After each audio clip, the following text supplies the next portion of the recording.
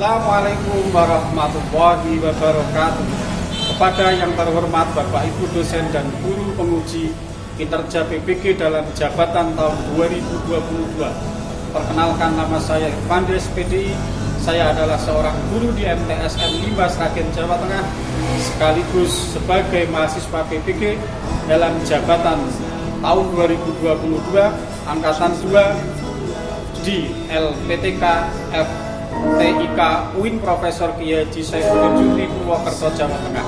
Pada hari ini Rabu tanggal 26 Oktober tahun 2022, saya akan melaksanakan ujian kinerja secara luring di madrasah saya MTSN 5 Sragen, Jawa Tengah.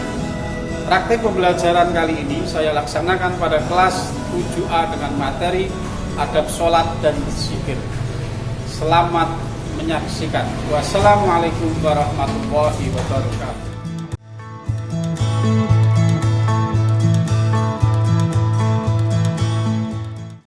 Assalamualaikum warahmatullahi wabarakatuh. Waalaikumsalam warahmatullahi wabarakatuh. Selamat pagi anak-anak semuanya. Bagaimana kabar pagi hari ini? Sehat semua? Ada yang tidak masuk? Sebelum kita lanjutkan pelajaran kemarin, mari kita doa terlebih dahulu. Telah bisa memimpin. Siap, gerak. Berdoa mulai.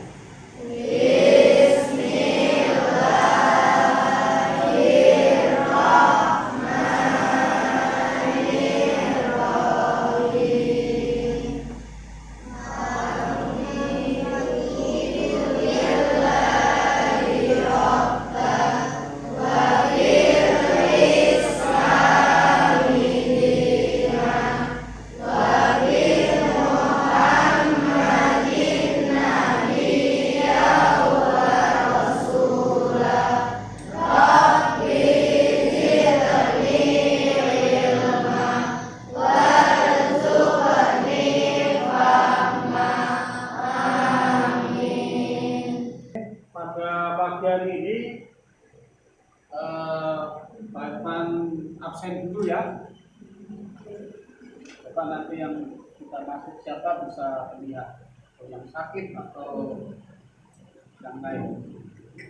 Bapak nomor 1 Adi Adnan Abi Rama Al-Tawas, Ahmad Arifin Bermausan, Amalia Pujaijak, Andini Nur Damayati, Arjuna Yoni Setiawan, Arafa Putra Permantoro, Auhid Pujakasa, Raihan Naufal Khairuddin, Safira Rosalinda, Sakinatul Aslama, Zulfa Nabila Putri. Yang tidak masuk, satu anak sakit.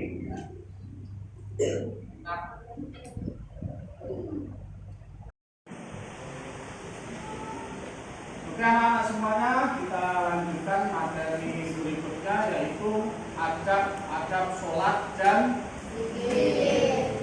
Untuk materi yang kemarin yaitu sifat-sifat Allah. Sifat-sifat Allah ada berapa? 20. Sifat wajib ada berapa? 20. Sifat mustahil ada berapa?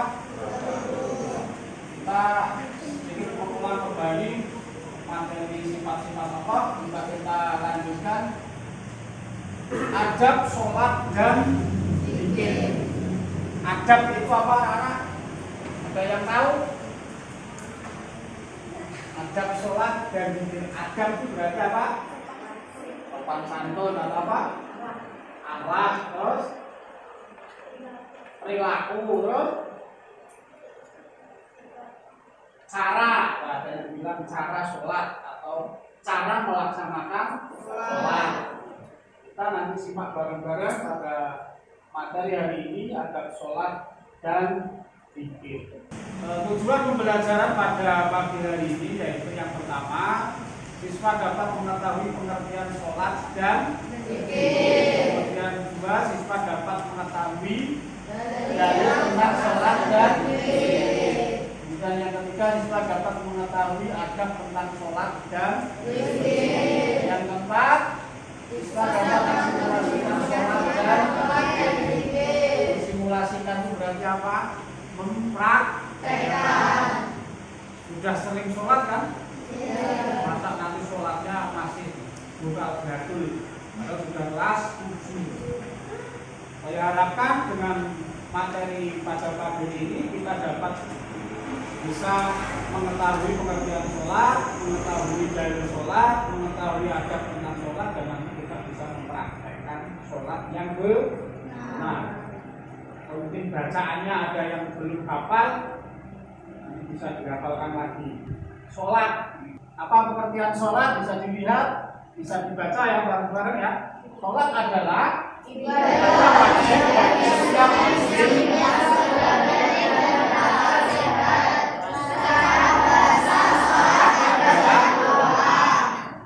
Sholat adalah ibadah wajib bagi setiap muslim yang sudah balik dan berakal sehat. Secara bahasa, sholat adalah doa. Kemudian, kenapa harus yang balik? Balik itu berarti apa? Dewasa. Kalau kalian sudah balik belum? Sudah dewasa, sudah wajib sholat. Terus kok berakal sehat? Kenapa kok berakal sehat?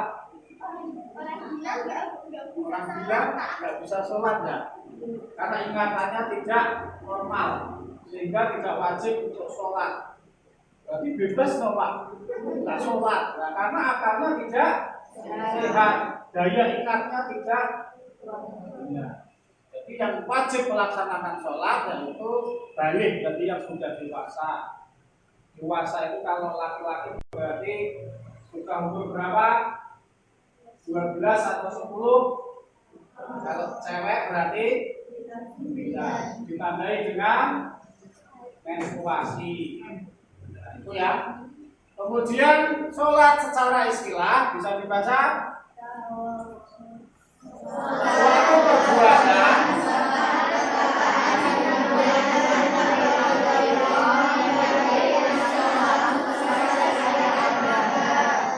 ya, secara istilah sholat adalah suatu perbuatan. Perbuatan itu berarti sebuah tindakan. Dimulai dengan takbiratul ihram. Apa takbiratul ihram itu? Allahu Akbar bisa atau membaca takbir. Diawali membaca takbir. Tentunya sudah sering mempraktekkan. Diucapkan dengan takbir Allahu Akbar. Takbiratul ihram namanya. Caranya sudah tahu ya, mana ya? Kita sering mempraktekkan, tapi kadang takbiratul ihramnya tidak sesuai dengan kaidah dalam sholat. Maka ya hati-hati juga. Ada yang sampai apa? Ada yang cuma segini kalau diperhatikan nanti di lain waktu kita bisa mempraktekkan sholat. Takbiratul ihramnya dibetulkan, jadi dengan cara bagaimana Allahu Akbar. Kemudian menghadap kemana? Menghadap ke kiblat, masa ke utara atau ke selatan. Betul nggak kalau itu? Diawali dengan takbiratul ihram, diakhiri dengan salam sesuai syariat yang ada. Salam setelah tahiyat akhir. Assalamualaikum warahmatullahi wabarakatuh. Assalamualaikum warahmatullahi wabarakatuh. Biasanya ini pun sering kita lewatkan, ya kan? Sholat itu berarti secara harus khusyuk. Sholat. Dan ini nanti kita bahas sholatnya bagaimana, caranya bagaimana, bacaannya bagaimana, dan setelah sholat di situ nanti kita membahas tentang zikir. Kemudian yang ketiga, sholat juga hakikatnya adalah bentuk komunikasi antara seorang hamba dengan Allah Subhanahu wa Ta'ala. Komunikasi itu berarti apa? Berbicara. Berarti kita berbicara kepada Allah. Memohon. Sholat itu kan memohon, berdoa. Jadi komunikasi antara Allah dengan kita. Kita diharapkan dalam melaksanakan sholat jangan tergesa-gesa, jangan pikirannya kemana.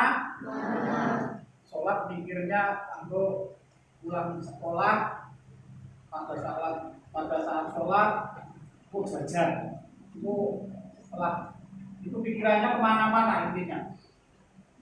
Nah, kita lanjutkan. Jadi sholat itu tidak hanya sebatas seremonial atau rutinitas yang tiada arti, tapi di situ adalah sholat berarti bisa menikmati. Banyak orang yang kurang bisa menikmati ibadah sholat karena beberapa hal, diantaranya ialah menganggap sholat hanyalah rutinitas biasa, sehingga sholatnya tidak berdampak apa-apa dalam kehidupannya. Bisa ambil contoh kira-kira ketika kita sholat tergesa-gesa, apakah kita itu betul-betul ingat kepada Allah? Tentunya tidak. Ingatnya kepada hal-hal kesibukan yang lain. Dan ini dianggap bahwa sholat itu hanya sebatas rutinitas, seperti halnya kita bermain mungkin atau melaksanakan acara sesuatu, sehingga tidak mengena pada hati kita, kedekatan kita kepada Allah. Walaupun sholatnya melaksanakan sholat setiap hari, namun tidak mengena pada hati kita. Kita lanjutkan.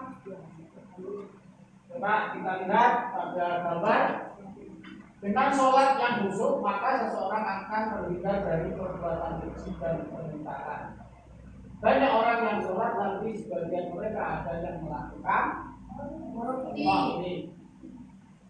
Ada yang suka korupsi kan? Kalau anak-anak jajan biasanya, ya kan?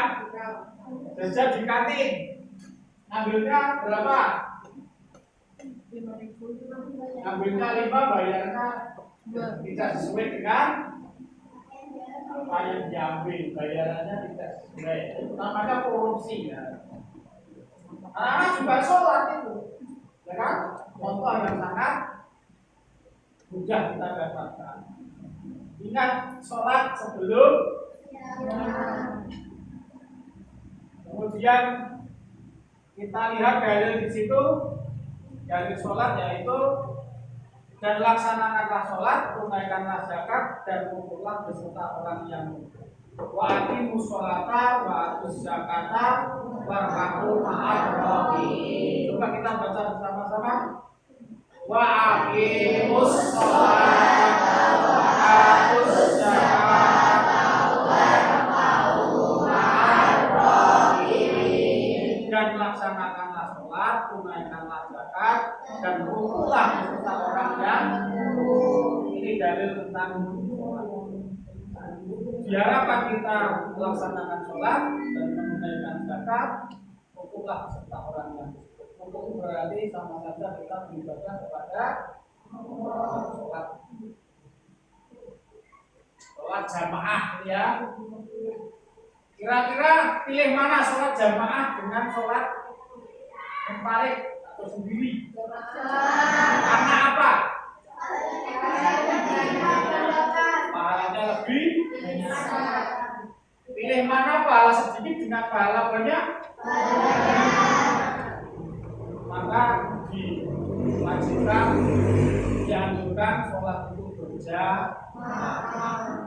Diri-diri tidak pahalanya kurang banyak. Tapi kadang kita seringnya ingin diri dan berarti dan ngomong tidak melihat, dan saking ini cepat dan pasar dan bermain dan melaksanakan kegiatan yang lain. Dan disitulah kelemahan kita. Maka dianjurkan sholat berjamaah. Karena sholat berjamaah pahalanya lebih banyak dan lebih utama. Yang pertama yaitu kita bahas menjaga waktu dan batas-batasnya. Lihat, waktunya zuhur jam berapa? 12 ya sudah. Jangan sampai nanti kemoloran sampai jam mendekati asar, atau bahkan sebelum zuhur jam 11 sudah sholat zuhur, boleh nggak? Daripada telat Pak, tidak boleh. Maka harus sesuaikan dengan jadwal sholat, tidak boleh maju, tidak boleh telat mendekati sholat berikutnya. Menjaga waktu ini yang sangat sulit. Sibuk dengan HP, sibuk dengan bermain lah, apa kalau laki-laki sepak bola, kalau cewek semuanya apa? Ketika sudah sholat terus pusing, nanti saja, akhirnya lupa dengan waktu dan batas-batas. Nah, kemudian berikutnya kita lihat kalau jamnya sudah tepat, berarti kita harus benar melaksanakan. Adab sholat yang kedua yaitu tempat sholat dan sujud kita rapikan dan bersihkan, tidak berantakan. Dari najis-najis yang ada, singkirkan gambar, tulisan atau apa saja yang mengganggu kehusuan sholat. Kira-kira sholat sajadah gambare kartun, khusyuk nggak kira-kira? Tidak ingat kepada bacaan sholat, doa sholat, tetapi mengingat gambarnya. Malah sholatnya sambil senyum. Kira-kira khusyuk nggak itu? Ingatnya kemana-mana. Tulisan atau apa saja yang mengganggu kehusuan sholat. Maka banyak sekarang produk-produk ruku warnanya macam-macam. Nah, kenapa nggak putih saja Pak? Ruku digambari kira-kira bermotif pun mengganggu yang belakangnya, nanti mengganggu tentang ada safat mulai gambari atau sajadah sekarang dibuat sajadah gambarnya neko-neko. Nah, itulah gangguan-gangguan pada sholat harus ditinggalkan. Lebih baik kita sholat itu dengan tulisan yang sederhana, contohnya seperti halnya langsung pada seperti ini. Tidak usah pakai sajadah, boleh nggak Pak? Boleh, asalkan apa? Bersih. Sehingga tidak mengganggu kehusuan dalam sholat. Kemudian kita lihat ada gambar anak-anak bersih nggak itu? Tidak ada gambar-gambar apa-apa kan? Kalau di rumah masih ada gambar-gambar kartun dan lain-lainnya, tempat sholatnya tolong dihilangkan. Biar kita tahu batas suci. Nah ini dia batas suci. Batas suci dalam sholat. Malah yang masjid ada sendalnya tidak dilepas, langsung ke lantai. Memakai pakaian apa itu? Pakaian baik saat panggilan sholat telah tiba. Rapi, santun, baik, harum, semerbak, wangi bagi laki-laki dan menutup aurat secara sempurna. Pada saat sholat diharapkan memakai pakaian yang rapi.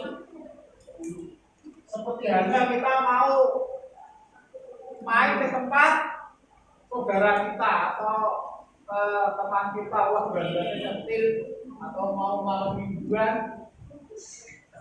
Tetapi kebalik, ketika sholat malah itu yang dipakai kaos oblong, bolong-bolong, atau baju yang nggak pernah dicuci, rukuh tidak pernah dicuci, atau baunya seperti ini yang menjadi masalah dalam sholat. Kalau sholat itu semuanya harus suci, rapi, santun, baik, harum, semerbak bagi laki-laki dan menutup aurat secara sempurna. Kita lihat ini aurat laki-laki, jangan sampai nanti ada sholat, pada saat sholat kaosnya pemunggahan, celananya terlalu mepet dan lain sebagainya. Ya, paham anak? Kalau laki-laki. Kalau perempuan tentunya nanti kita bahas. Dilihat contoh. Tapi tidak ya. Diharapkan memakai peci. Kemudian untuk perempuan kita lihat. Bisa dilihat. Kira-kira pakai apa? Benang atau buku. Rapi enggak itu?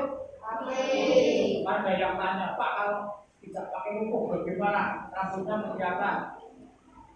Ini tidak boleh dilakukan dalam melaksanakan sholat. Sholat belajar menutup aurat. Ini rukuh pun tidak berwarna-warna kan? Jadi tidak mengganggu kehusuan dalam sholat. Nah, ini salah kalau yang laki-laki seperti itu. Tolong diperhatikan bagi anak laki-laki dan perempuan bisa dipahami. Mau malah kebalik pakaiannya. Untuk laki-laki memakai rukuh, mukena, yang perempuan hanya memakai jin. Oke, dari penjelasan Pak Iman tadi ada yang ditanyakan? Ada yang ditanyakan tentang adab sholat. Nah, kalau tidak kita lanjutkan yang poin keempat, yaitu pada saat sholat setidaknya kita menyesal serta bersedih jika tidak dapat menunaikan dan menikmati sholat dengan baik. Waduh, aku telat sholat. Artinya bagaimana? Menyesal wajar mau rasa bersih. Tapi aku yang biasa kamu ya. Karena setidaknya tidak ada yang mengawasi. Salah, terus kabur lewat. Begitu ya. Menyesal dalam arti itu ada rasa belum. Kenapa saya tadi tidak melaksanakan sholat dengan baik atau waktunya kok sampai telat?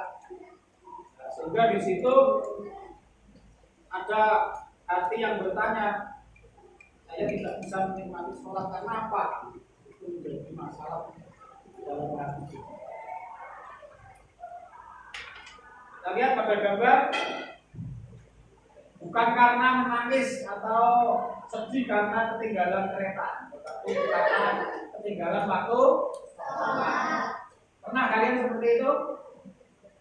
Ketinggalan waktu sholat, kemudian rasanya ada rasa yang mengganjal, ya kan? Biasa saja berarti ketakwaan kita belum sempurna. Pak, kalau saya biasa saja Pak meninggalkan maghrib, Pak subuh, duhur, asar. Kita lihat pada gambar itu berarti rasa kecewa kita ketika meninggalkan sholat atau bahkan terlambat sholat. Nabi memerintahkan salatlah seperti sholatnya orang yang berpamitan dari dunia. Maksudnya bagaimana? Nah, kalau kita sholat seakan-akan kita itu akan mati besok, maka terus pokoknya aku sholat terus seakan-akan besok saya akan mati, sehingga sholat itu harus tepat. Malah sebaliknya, alhamdulillah aku masih muda, sehingga mau sholatnya kering-kering tua. Inilah pemikiran yang jauh dari tentang perintah sholat.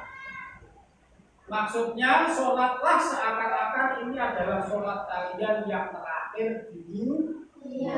Seperti tadi Pak Iwan jelaskan, bahwasanya besok saya mau mati, jadi saya harus sholat. Kalau waktunya itu setiap detik untuk sholat, maka akan sholat sampai nanti mati. Itu perumpamaannya seperti itu. Justru malah sebaliknya kadang kita melalaikan waktu sholat kurang afdol apabila tidak berzikir. Setelah sholat kalian biasanya apa?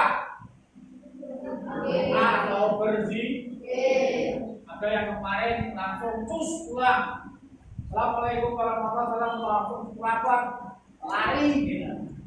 Jadi diharapkan anak-anak nanti mempraktekkan sholat di masjid madrasah kita Setelah sholat, membiasakan zikir bersama-sama atau dianjurkan untuk berzikir. Pengertian zikir bisa dibaca. Zikir menurut bahasa berarti dalam hal ini yang dimaksud adalah mengingat Allah, bukan mengingat siapa-siapa. Pokoknya intinya adalah kepada Allah. Bisa nggak? Kita berupaya untuk mengingat Allah saja. Jadi zikir atau dalam bisa dikatakan berdoa, bisa saja dikatakan mengingat.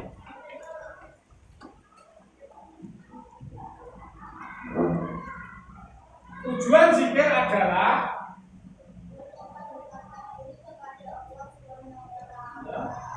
untuk mendekatkan diri Allah Subhanahu wa Ta'ala dengan membaca apa? Kalimat thayyibah seperti tahlil, tasbih, tahmid, takbir dan lain sebagainya. Bacaan tahlil bagaimana? La ilaha illallah. Bacaan tasbih subhanallah. Bacaan takbir alhamdulillah. Bacaan takbir Allahu Akbar. Sudah hafal dengan bacaan-bacaan zikir. Kita lanjut. Apakah kita sudah berzikir hari ini? Sudah? Ternyata zikir itu tidak hanya setelah sholat saja. Dimanapun kita berada, pada saat duduk, pada saat belajar mungkin, atau pada saat perjalanan pulang, boleh tidak Pak? Daripada kita menyanyi, lebih baik kita sehingga kita selalu mengingat kepada Allah. Kemudian kita baca lagi di situ dalilnya tentang zikir. Coba kita baca Bismillahirrahmanirrahim. Ya ayyuhalladzina amanu dzkurullaha dzikran katsira. Artinya, hai orang-orang yang beriman, berzikirlah nama Allah zikir yang sebanyak-banyaknya. Maksud dari dalil tersebut yaitu, hai orang-orang yang beriman, berzikirlah dengan menyebut nama Allah dan berzikirlah sebanyak-banyaknya. Jadi tidak hanya setelah sholat saja. Dimanapun kita berada, sambil bekerja, sambil belajar, maka diharapkan kita selalu untuk mengingat. Kemudian kita lanjutkan adab zikir. Adab zikir apa saja? Kita baca bersama-sama. Yang pertama adalah berzikir dan yang telah dicontohkan Rasulullah. Karena zikir adalah ibadah. Membaca Al-Quran dengan niat berzikir juga dianjurkan. Adab berzikir ya. Kemudian kita lanjutkan makna dan khusyuk. Zikir itu berarti harus khusyuk. Khusyuk itu berarti apa? Hanya pada duduk di suatu tempat atau ruangan yang suci seperti duduk dalam sholat kita di zikir. Kita lihat gambar lebih utama pada yang ruangan yang sepi atau ruangan yang bersih seperti halnya sholat. Itu utamanya. Mewangikan pakaian dan tempat dengan minyak wangi pakaian yang bersih dan bersama kan dengan sholat kan. Kita lanjutkan anak-anak, memilih tempat yang agak sunyi. Boleh memejamkan atau memejamkan mata, karena dengan mata terpejam itu tertutup jalan-jalan panca indera lahir sehingga mengakibatkan terbukanya panca indera. Makanya kalau ada orang yang bikin kan sambil Pejamkan mata. Agar kita merasa bahwa saya itu dekat kepada Allah Subhanahu wa Ta'ala. Zikir pada saat di tempat yang ramai biasanya tidak termasuk dalam hal kurang afdol. Kita lihat gambar, bisa ya? Jelas ya? Pada pagi hari ini penjelasan Pak Irfan tentang adab sholat dan zikir. Ada pertanyaan dari penjelasan Pak Irfan tadi? Pengertian sholat, pengertian zikir, kira-kira jelas? Paham? Yang belakang ada yang ditanyakan? Tidak? Belakang, Mbak Putri? Coba kita buka LKS-nya halaman 51 uji kompetensi. Kita baca terlebih dahulu, kemudian kita kerjakan. Di situ ada soal-soal apakah yang dimaksud dengan sholat, apakah yang dimaksud dengan zikir.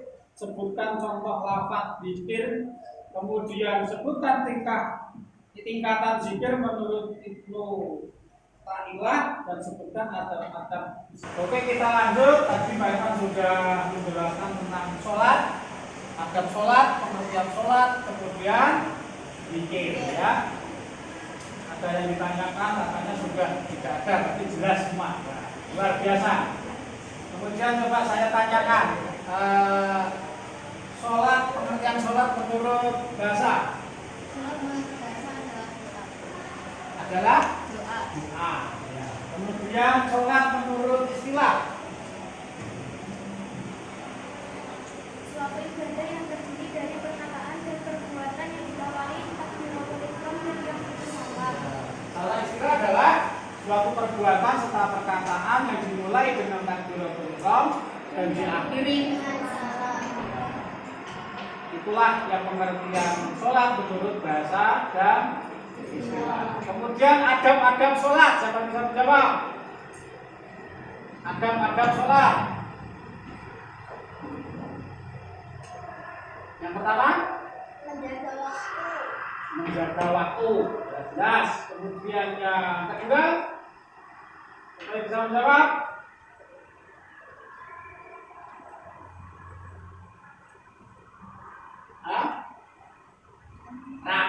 Rapi dalam arti apa? Bersih dari najis yang ada.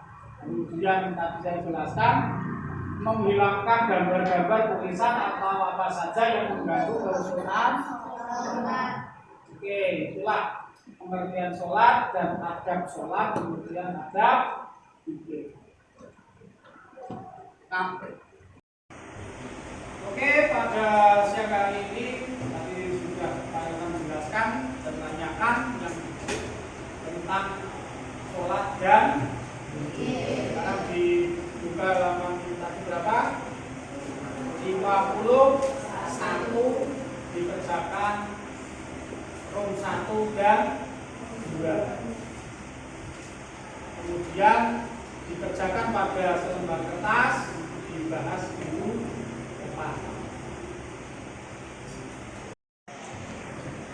Oke, kita tutup pada pembelajaran pagi hari ini. Kita tutup dengan bacaan untuk majelis bersama-sama.